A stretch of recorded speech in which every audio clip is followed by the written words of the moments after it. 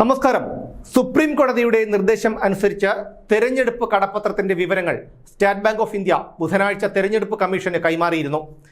വിവരങ്ങൾ കൈമാറാൻ SBI സാവകാശം ആവശ്യപ്പെട്ടുവെങ്കിലും ബുധനാഴ്ച തന്നെ വിവരങ്ങൾ കൈമാറണമെന്ന് സുപ്രീം കോടതി ചീഫ് ജസ്റ്റിസ് DY ചന്ദ്രചൂഡ് അധ്യക്ഷനായ ബെഞ്ച് കർശന നിലപാട് സ്വീകരിച്ചിരുന്നു.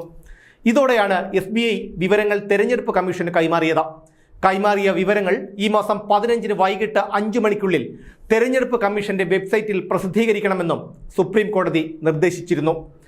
അദാനി ഗ്രൂപ്പിന്റെയും റിലയൻസ് ഗ്രൂപ്പിന്റെയും പേരുകൾ പട്ടികയിൽ ഇല്ല. പുറത്തുവന്ന പട്ടികയനുസരിച്ച് കടപ്പത്രം വാങ്ങിയ കമ്പനികളുടെ പട്ടികയിൽ ഏറ്റവും കൂടുതൽ പണം നൽകിയത് future gaming and hotel services ആണ്.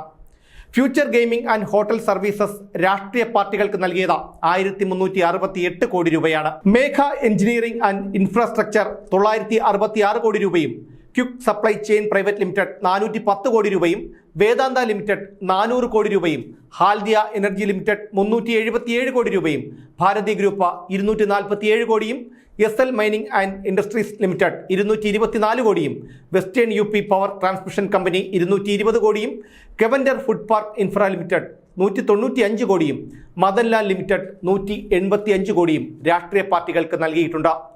2019 ഏപ്രിൽ 12 മുതൽ ഓരോ സ്ഥാപനവും വ്യക്തിയും വാങ്ങിയ 1 ലക്ഷം, 10 ലക്ഷം, 1 കോടി എന്നിങ്ങനെ 3 മൂല്യങ്ങളിലുള്ള ബോണ്ടുകളുടെ വിവരമാണ് തെരഞ്ഞെടുപ്പ് കമ്മീഷന്റെ വെബ്സൈറ്റിൽ പ്രസിദ്ധീകരിച്ചിരിക്കുന്നത്.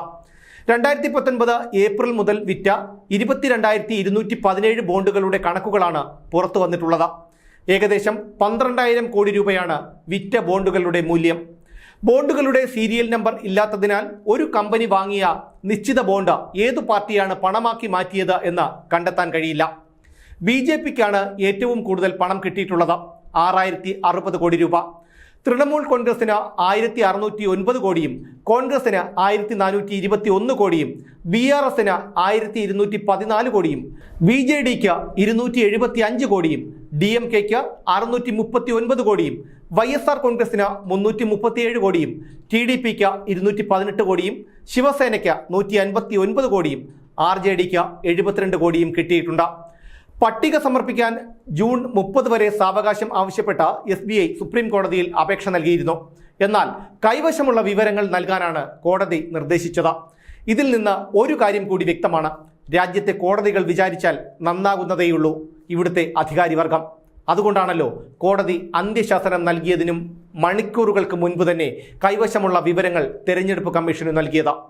BJPയുമായി ചേർത്ത് പ്രതിപക്ഷ പാർട്ടികൾ നിരന്തരം ആരോപണം ഉന്നയിച്ചുകൊണ്ടിരുന്ന അദാനി, റിലയൻസ് ഗ്രൂപ്പുകളുടെ പേരുകൾ പട്ടികയിൽ ഇല്ല എന്നതും ശ്രദ്ധേയമാണ്.